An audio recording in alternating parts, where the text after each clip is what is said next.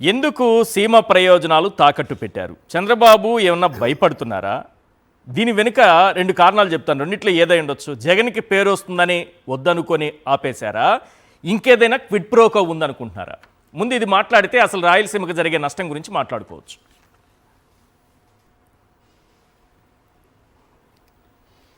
చంద్రబాబు నాయుడు గారు ఎప్పుడు కూడా ఒక ప్రాంతానికి అభివృద్ధి చేయాలా, ఒక ప్రాంతానికంతా కూడా సార్ క్లియర్ సార్ చెప్పండి. ఒక ప్రాంతాన్ని అంతా కూడా చంద్రబాబు నాయుడు గారు ఎప్పుడు కూడా ఒక ప్రాంతానికి అభివృద్ధి చేయాలా, ఒక ప్రాంతానికి మంచి చేయాలనేటువంటి లక్ష్యం కంటే రాజకీయంగా లబ్ధి కోసమే ఎక్కువ ప్రయారిటీ ఇస్తారు. రాజకీయంగా అన్ని ప్రాంతాల నుంచి కూడా సపోర్ట్ రావాలి, లేకుంటే అన్ని ప్రాంతాల్లో కూడా ఏదో ఒక ఏలు పెట్టుకొని నేను అన్ని ప్రాంతాలకు సమానంగా న్యాయం చేస్తున్నటువంటి ఒక ఫోజ్ ఇవ్వడం వల్ల అతనికి ఒక క్లారిటీ అనేది లేదు. ఈశ్వర్ గారు గతంలో మీరు చెప్పినట్టు, ఆ తర్వాత రామ్నాథ్ గారు చెప్పినట్టు we have ample number of evidences. ఎక్కడికి పోతే ఆ ప్రాంతానికి పోవడము, ఆ ప్రాంతంలో కూర్చోవడము, మీరు ఇది కావాలని చెప్పి అడగండి అని చెప్పి ఏ ప్రాంతానికి పోతే ఆ ప్రాంతం యొక్క వాదనను భుజం మీద తీసుకునేటువంటి అలవాటు చాలా ఎక్కువ చంద్రబాబు నాయుడు గారికి ఉంది. అదే జగన్మోహన్ రెడ్డి గారికి కానీ రాజశేఖర రెడ్డి గారికి వస్తే they have very clear ideas. ఈ ప్రాంతానికి డెవలప్ చేయాలా, ఇది చేస్తామంటే ప్రపంచం అంతా అడ్డబడినా కూడా వాళ్ళు అనుకునేటువంటి వాదానికి కానీ వాళ్ళు నమ్మినటువంటి సిద్ధాంతానికి కానీ 100కి 100 రూపాయలు న్యాయం చేస్తారు. ఎంతమంది అడ్డొచ్చినా కూడా దాన్ని కేర్ చేసేటువంటి సమస్యనే ఉండదు. దీనికి మొట్టమొదటి ఉదాహరణ ఏంటంటే రాజశేఖర రెడ్డి గారు మొట్టమొదటగా 11,000 సామర్థ్యం ఉన్నటువంటి పోతిరెడ్డిపాడు రిజర్వాయర్ను అన్ని ప్రాంతాల్లో కూడా వ్యతిరేకత వచ్చినా కూడా లేదు, రాయలసీమకు న్యాయం చేయాలా, ఇది సమంజసమైనటువంటి కోరిక. ఎందుకంటే మనం బిల్డ్ చేస్తున్నటువంటి ఈ పోతిరెడ్డిపాడు అనేటువంటిది 44,000 క్యూసెక్ సామర్థ్యానికి పెంచుతున్నాం అనేది only basing on extra water. ఈ సముద్రంలో కలిపేదానికంటే రాయలసీమకు తీసుకొని పోయేది చాలా మంచిదని చెప్పి ధైర్యమైనటువంటి స్టెప్ తీసుకొని రాయలసీమకు మేలు చేసేటువంటి మొగోడు ఎవడైనా ఉన్నాడంటే నంబర్ 1 రాజశేఖర రెడ్డి గారు. Hats off to his courage. Rajasekhara Reddy garu ఆ రోజు ఆ నిర్ణయం తీసుకోకుండా ఉంటే ఇంకా ఎంతమంది ముఖ్యమంత్రులు వచ్చినా కూడా ఈ 44,000 క్యూసెక్ల కెపాసిటీకి పోతిరెడ్డిపాడుని తీసుకొని పోయే పరిస్థితి లేదు. That is the gateway of irrigation projects for Rayalaseema. So అది that credit goes to Rajasekhara Reddy. Rajasekhara Reddy garu ఆ ప్రయత్నం చేసేటప్పుడు మొట్టమొదటిగా చంద్రబాబు నాయుడు గారు ఏం మాట్లాడకుండా ఏ ప్రాంతంలో ఉండేటువంటి ఆ ప్రాంతం లీడర్లతో దీనికి అడ్డుపుల్లు వేసేటువంటి కార్యక్రమాన్ని మీరు చూశారు. అప్పుడు తెలంగాణకు సంబంధించినటువంటి తెలుగుదేశం పార్టీలో ఉన్నటువంటి నాగం జనార్దన్ రెడ్డి గారు ఆ రోజు ఎమ్మెల్యే ఉండే అసెంబ్లీలో ఏ రకంగా అడ్డుకున్నారు అది మనం స్పష్టంగా చూసాం. తెలంగాణ వాళ్ళు కూర్చొని మీరు అడ్డుపడండి అని ఆయన్నే చెప్పడం, ఇక్కడ వాళ్ళకు మేము ఇక్కడ కూడా మాకు కావాలని చెప్పడం, ఈ రెండు కళ్ళ సిద్ధాంతం అనేది చంద్రబాబు నాయుడు జీవితంలో ఆయన చేసుకునేటువంటి పెద్ద పొరపాటు. ఈరోజు కూడా చెప్తున్నా, ఎందుకంటే ఇటీవల మీరు చూసినారు ఈశ్వర్ గారు, మన రీసెంట్గా ఎలక్షన్స్ జరిగినప్పుడు మూడు ప్రాంతాలకు పోయాడు ఒకటే రోజు. ఒకరోజు మదనపల్లికి పోయినాడు. మదనపల్లికి పోయి మీకు జిల్లా ఇస్తాను అని చెప్పాడు. అదే మధ్యాహ్నం పూట రాయచోటికి వచ్చినాడు. రాయచోటికి వచ్చి ఇక్కడ నుంచి జిల్లా తరలించేటువంటి సమస్య లేదని చెప్పాడు. సాయంత్రం అయితే రాజంపేటకు పోయినాడు. రాజంపేటకు పోయి మీకు జిల్లా ఇస్తా అని చెప్పాడు. అంటే ఇతనికి ఒక కన్సిస్టెన్సీ కానీ మాట మీద నిలకడ కానీ నేను ఇది చేయాలనేటువంటి నిర్దిష్టమైనటువంటి ఆలోచన కూడా లేదు. ప్రతి నిమిషము పొలిటికల్ గెయిన్ తప్పితే పొలిటికల్గా ఏదంటే అది మాట్లాడడం, అక్కడటువంటి ఆ ఎదురుగా ఉన్నటువంటి క్రౌడ్ను సాటిస్ఫై చేయడం తప్పితే ఒక నిర్దిష్టమైనటువంటి ఒక ప్రాంతాన్ని డెవలప్ చేయాలా, ఇది నా యొక్క సిద్ధాంతం అని చెప్పేటువంటి పరిస్థితులు ఎప్పుడూ లేవు. అది అయిపోయిన తర్వాత ఇప్పుడు రాజశేఖర రెడ్డి గారు వీళ్ళు ఎన్ని చెప్పినా కూడా పెడచెవరు పెట్టేసి ధైర్యంగా ముందరపై 44,000 క్యూసెక్లకు తీసుకొని వచ్చారు. అవును. ఈరోజు ఇంకొకటి మీరు చూడాల్సింది ఏంటంటే చంద్రబాబు నాయుడు గారు ముఖ్యమంత్రిగా ఉన్నటువంటి హయాంలో ఇంతకుముందు కూడా కృష్ణా నీటి వాడకం మీద కృష్ణా నదిలో 855 అడుగుల మినిమం నీళ్ళ కెపాసిటీ మెయింటైన్ చేయాలి. ఆ తర్వాత మాత్రమే 855 ఫీట్ కంటే ఎక్కువ నీళ్ళు వచ్చినప్పుడు మాత్రమే పవర్ జనరేషన్కు వాడాలని చెప్పి క్లియర్ జీవో ఉండింది. ఆ జీవోను చంద్రబాబు నాయుడు గారు 1996లో కూర్చొని 20 అడుగులు దాన్ని తగ్గించాడు. 855 ఉన్నింది, దాన్ని 835 అడుగులు, దాదాపు ఒక 50-60 టీఎంసీల సామర్థ్యము. దానివల్ల రాయలసీమకు నష్టం చేకూరుతా ఉంది. సో 855 పైన వాళ్ళు జనరేషన్కి వాడాల్సింది ఆ రోజు ఒక జీవో నంబర్ 69 అని తీసుకొని వచ్చి దాని ద్వారా 835 నీటి మట్టం ఉన్నా కూడా జనరేషన్ ఇవ్వచ్చు అని చెప్పి చంద్రబాబు నాయుడు మొట్టమొదటిసారి రాయలసీమకు అన్యాయం చేశారు. దీన్ని మళ్ళా రాజశేఖర రెడ్డి గారు ముఖ్యమంత్రి అయిన తర్వాత రీకరెక్ట్ చేశాడు. చంద్రబాబు నాయుడు గారు చేసినటువంటి తప్పులు కరెక్ట్ చేసి జీవో నంబర్ 107 డేటెడ్ 28/9/2004 అంటే రాజశేఖర రెడ్డి గారు ముఖ్యమంత్రి అయితేనే చంద్రబాబు నాయుడు గారు చేసిన తప్పు, దీనివల్ల రాయలసీమ నష్టపోతుందని చెప్పి మళ్ళా he took it back to 855 level. 855 level దాటితేనే హైడ్రో ఎలక్ట్రిక్ జనరేషన్ కోసం మనం అనుమతించాలా, 835కు అనుమతించమని చెప్పి మళ్ళా ఆ యొక్క జీవోను రివర్ట్ చేసింది రాజశేఖర రెడ్డి గారు. అది గుర్తుపెట్టుకోవాలి అందరూ కూడా. రెండవది 2005లో రాజశేఖర రెడ్డి గారు ముఖ్యమంత్రి ఉండేటప్పుడే 11,000 క్యూసెక్స్ కెపాసిటీ ఉన్నటువంటి పోతిరెడ్డిపాడును జీవో నంబర్ 233 ఆ జీవో ఇచ్చి 44,000కు యుద్ధ ప్రాతిపదిక మీద కట్టి ఈరోజు మేము రాయలసీమలో బతుకుతున్నాము. రాయలసీమలో ఇంకా ఈ యొక్క జీవితాల మీద ఆశలు ఉన్నాయంటే, ఇరిగేషన్ మీద ఆశలు ఉన్నాయంటే రాజశేఖర రెడ్డి గారు తీసుకున్నటువంటి ఆ సాహసోపేతమైనటువంటి నిర్ణయం అనేది రాయలసీమ ప్రాంత వాసులందరూ కూడా ఈరోజు గుర్తిస్తున్నారు. కానీ ఇటీవల కాలంలో ఈరోజు ఈ చర్చ ఎందుకు జరుగుతోందంటే ఈరోజు కొన్ని పేపర్లో కొన్ని పచ్చ మీడియాలో కూర్చొని 2020లోనే నేషనల్ గ్రీన్ ట్రిబ్యునల్ NGT వాళ్ళు దీనికి స్టే ఇచ్చారు కాబట్టి పని ఆపినారు. రేవంత్ రెడ్డి ఏదైతే స్టేట్మెంట్ అసెంబ్లీలో ఇచ్చాడో అది తప్పు, మేము 2020 నుంచి కూడా అక్కడ పని జరగలేదు NGT స్టే ఉండడం వల్ల అని చెప్పి కొన్ని కొత్త కథనాలన్నీ కూడా ఈ యొక్క ఈనాడు పేపర్ కానీ లేకుండా ఉంటే ఆంధ్రజ్యోతి పేపర్ కానీ అంతింత నాలెడ్జ్ ఉన్నటువంటి ఈరోజు ఇరిగేషన్ మంత్రి కానీ ఆ తర్వాత సబిత గారు కానీ మాట్లాడుతున్నారు. దీని సందర్భంగా ఒక చిన్న క్లారిటీ నేను ఇవ్వాలనుకున్నాను ఈశ్వర్ గారు. ఓకే, 2020లో NGT నుంచి ఒక ఆర్డర్ వచ్చింది వాస్తవం.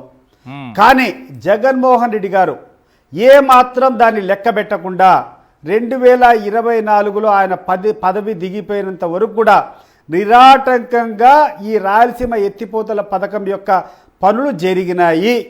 దీనికి ఒక్కటే ఒక ప్రూఫ్ ఏంటంటే 2024లో కూడా ఆ పనులు చేసేటువంటి రాయలసీమ ఎత్తిపోతల పథకం పనులు చేసేటువంటి కాంట్రాక్టర్లకు బిల్లులు చెల్లించారా లేదా, ఇది తెలుగుదేశం పార్టీ వాళ్ళు కానీ లేకుండా ఉంటే ఆ ఈనాడు పేపర్ కానీ ఆ ఆంధ్రజ్యోతి పేపర్ కానీ ఈ పచ్చ మీడియా కానీ చెప్పాలా. 2024లో కూడా ఈ యొక్క రాయలసీమ ఎత్తిపోతల పథకానికి సంబంధించి 795 కోట్ల డబ్బులు ఆ కాంట్రాక్టర్లకు చెల్లించారా లేదా, అంటే పనులు జరిగినాయా లేదా అనేది ఒకటి స్పష్టమైనటువంటి ఆధారం. రెండోది కొంతమంది ఏమని వాదించవచ్చు, ఇది 2020 ముందు జరిగినటువంటి బకాయిలు కానీ 2024లో వాళ్ళు పేమెంట్ చేశారని కొంతమంది కొత్త వాదనలు చేయొచ్చు. అవును, కానీ పనులు చేసేటప్పుడు మెజర్మెంట్ బుక్ అని ఉంటుంది, బుక్ అని ఉంటుంది. ఆ బుక్లో ఏ రీచ్ ఎప్పుడు పని చేశారు, ఎంత క్వాంటిటీ చేశారు, ఎంత అర్త్ వర్క్ చేశారు, ఏం చేశారు అనేది బుక్స్లో రికార్డ్ అవుతుంది. బుక్స్లు తీస్తే మీకు అర్థమవుతుంది 2020 నుంచి 2024 వరకు NGT నుంచి అబ్జెక్షన్స్ వచ్చినా కూడా జగన్మోహన్ రెడ్డి ధైర్యంగా ఎదుర్కొనేదానికి ఆయన పనులు చేపించారా లేదని that is the only proof. వీళ్ళు సిద్ధమా, వీళ్ళు తెలుగుదేశం నాయకులు ఎవరైతే మాట్లాడుతున్నారో 2020లోనే పనులు ఆగిపోయినాయని చెప్పేటువంటి వాళ్ళు బుక్స్ ఇప్పుడు ఉంటాయి కదా వాళ్ళ దగ్గర, మెజర్మెంట్ బుక్స్ తీయండి మీకు తెలుస్తుంది పనులు జరిగినాయో లేదో.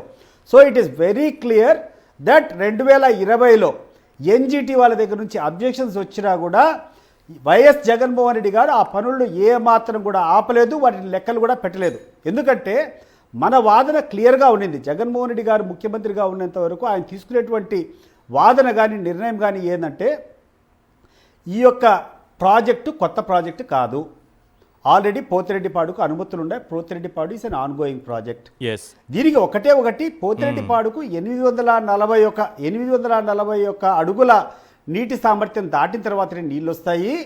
కానీ పక్కనున్నటువంటి పొరుగు రాష్ట్రం తెలంగాణ వాళ్ళు 800 అడుగుల్లోనే ఈరోజు కొత్త ప్రాజెక్టులు కడుతున్నారు. ఒకటి పాలమూరు రంగారెడ్డి, 2 దిండి, ఈ 2 తీసుకొని వచ్చి రోజుకు 4 TMCలు నీళ్లు ఆ నుంచి ఎత్తిపోతలు తరలించుకొని పోయేదానికి వాళ్ళు చేస్తున్నారు. కాబట్టి దానికి సమాంతరంగా మనం కూడా 800 అడుగుల్లోనో 799 అడుగుల ఆ లెవెల్లో తీసుకొని మనం ఒక ప్రాజెక్ట్ కట్టకుండా ఉంటే రాయలసీమ ఎడారైపోతుందని చెప్పి జగన్మోహన్ రెడ్డి గారు దాన్ని ఏమాత్రం లెక్క పెట్టకుండా ముందుకు పోయినారు. దానికి మనం ఇచ్చినటువంటి రీజన్, జగన్మోహన్ రెడ్డి గారు ముఖ్యమంత్రిగా ఉన్నప్పుడు ఇచ్చినటువంటి రీజన్ ఏంటంటే, అసలు మాకు ఎన్జిటి ఈ యొక్క గ్రీన్ ట్రిబ్యునల్ యొక్క అనుమతి తీసుకోవాల్సిన అవసరమే లేదు, కొత్త ప్రాజెక్ట్ అయితే తీసుకోవాలా. It is already an existing project. Existing ప్రాజెక్టుకు కొత్తగా ఏమైతుందంటే 841 లెవెల్లో మాకు గేట్లు ఉన్నాయి, అంతకంటే తక్కువగా 795 800 అడుగులోనే తెలంగాణ వాళ్ళు కడుతున్నారు. కాబట్టి మేము కూడా 800 అడుగుల ఎత్తులో నుంచి కూడా నీళ్లు డ్రా చేసుకునే దానికి మాకు ఆడ మోటార్లు పెడుతున్నామనేది తప్పితే కొత్తది లేదని చెప్పే వాదంతో ముందర పోయినారు. సో ఈ రోజుకి కూడా నేను చెప్తున్నాను, జగన్మోహన్ రెడ్డి గారు ముఖ్యమంత్రిగా ఉండేటప్పుడు పనులు జరుగుతున్నాయని చెప్పి తెలుగుదేశం పార్టీకి సంబంధించినటువంటి ఎమ్మెల్యేలు ఆ రోజు క్లియర్గా అసెంబ్లీలో మాట్లాడినారు, లెటర్లు కూడా రాసినారు. ఆ రోజు ఉన్నటువంటి ప్రభుత్వం కూడా వీళ్ళు మేము ఎన్జిటి నుంచి స్టే వచ్చినా కూడా ధైర్యంగా వాళ్ళు ముందరగా ఏమాత్రం లెక్క చేయకుండా పోతున్నారు, కంటెంప్ట్ ఆఫ్ కోర్టు కూడా వేశారు. అయినా కూడా జగన్మోహన్ రెడ్డి గారికి రాయలసీమ యొక్క అభివృద్ధి ముఖ్యమని చెప్పి ఆయన ముందరకు పోయినటువంటి ఈ యొక్క పరిస్థితి మీకు కనపడుతుంది. ఈరోజు చంద్రబాబు నాయుడు ముఖ్యమంత్రి అయినప్పటి నుంచి ఒక్క పిడికెడు మట్టు ఆడ నుంచి తీసేయలేదు, ఒక పని చేయలేదు. అది ఎందుకు చేయలేదని చెప్పి మేమేం ప్రశ్నించలే. కానీ నిన్న కూర్చొని రేవంత్ రెడ్డి ఆయనంతగా బహిరంగంగా చేశాడు ఆ రహస్యం. అయ్యా నేను క్లోజ్ డోర్స్లో కూర్చొని చంద్రబాబు నాయుడు గారిని కన్విన్స్ చేసి ఆ పనులు జరగకుండా ఆపాను, దీని ద్వారా తెలంగాణకు మేలు జరుగుతుందని రేవంత్ రెడ్డి గారు ఇచ్చారు statement. So you have to answer Revanth Reddy. నీకు రేవంత్ రెడ్డికి అంతర్గతంగా ఏమేమి చంద్రబాబు నాయుడు గారు ఇప్పటి వరకు ఆన్సర్ చేయలేదు. నువ్వు ఎందుకు రేవంత్ రెడ్డికి నువ్వు చంద్రబాబు నాయుడు గారు ఇప్పటి వరకు ఆన్సర్ చేయలేదు. ఒకవేళ చంద్రబాబు నాయుడు గారు మా మధ్య అలాంటి ఒప్పందం ఏం జరగలేదు, మరి తెలంగాణ సీఎం ఎందుకు అలా మాట్లాడారో నాకు తెలియదు అని అంటే రేవంత్ రెడ్డి గారు మరిన్ని ఆధారాలతో బయటకు వచ్చే అవకాశం ఉంటుంది. దానికోసమే ఈశ్వర్ గారు అవి మనకు తెలియదు. ఈశ్వర్ గారు ఒకటి, రేవంత్ రెడ్డి గారు ఏ రకంగా రియాక్ట్ అవుతారు, ఆయన దాన్ని సమర్థించుకుంటాడో లేకుంటే చంద్రబాబు నాయుడు విమర్శిస్తాడో అవన్నీ మనకు సంబంధం లేదు. కానీ ఈరోజు క్వశ్చన్ వచ్చేసి రాయలసీమ ప్రాంతానికి సంబంధించినటువంటి ప్రాజెక్టు నువ్వు ఆగిపోయినాయా, పనులు జరుగుతున్నాయా? 100 రూపాయలు ప్రతి ఒక్కరికి తెలుసు, అవి ఆగిపోయినాయి. దానికి పక్కనటువంటి ముఖ్యమంత్రి కూర్చొని నేను చంద్రబాబు నాయుడుతో మాట్లాడినా కాబట్టే ఈ యొక్క ప్రాజెక్టులన్నీ ఆగిపోయినాయని స్పష్టంగా వాళ్ళ స్టేట్ అసెంబ్లీలో ఎక్కడో బయట చెప్పింది కాదు, ఫ్లోర్ ఆఫ్ ది హౌస్లో కూర్చొని నేను చంద్రబాబు నాయుడు గారిని కన్విన్స్ చేసుకొని ఆపినా అని చెప్పాడు. సో చంద్రబాబు నాయుడు గారు ఈరోజు రాయలసీమ ప్రజలకు ఈరోజు సమాధానం చెప్పాలా, ఎందుకు ఇంత నీచమైనటువంటి పని తీసుకున్నావు? నీకు స్నేహితుడే కావచ్చు రేవంత్ రెడ్డి, లేకుండా అంటే నీకు అంతర్గతంగా ఉండొచ్చు. నీ యొక్క ఇంట్రెస్ట్ కోసము రాయలసీమ పేద రైతుల యొక్క వాళ్ళ జీవితాలను తాకట్టు పెట్టేటువంటి నీకు అవకాశం అధికారం ఎవరిచ్చారు అని చెప్పి నేను ఈ సందర్భంగా చంద్రబాబు నాయుడు గారు చెప్తూ ఇప్పుడు మరొకసారి పిలిపిస్తున్నాను ఈశ్వర్ గారు మీ ద్వారా. ఈ రోజు కూడా you can take up the works. నీకు ధైర్యం ఉంటే జగన్మోహన్ రెడ్డి గారి మాదిరి రాయలసీమ మీద నీకు నిజంగా చిత్తశుద్ధి ఉంటే ఎన్ని ఎన్జిటీలు వచ్చినా కూడా ఎన్ని అబ్జెక్షన్స్ వచ్చినా జగన్మోహన్ రెడ్డి గారు ఆ రోజు కొనసాగించారు. నువ్వు అదే రకంగా ధైర్యంగా ముందరికి రా అని చెప్పి చంద్రబాబు నాయుడు ఒకవేళ వైఎస్ఆర్సీపీ అధికారంలోకి వస్తే నువ్వు రాయలసీమ ద్రోహి.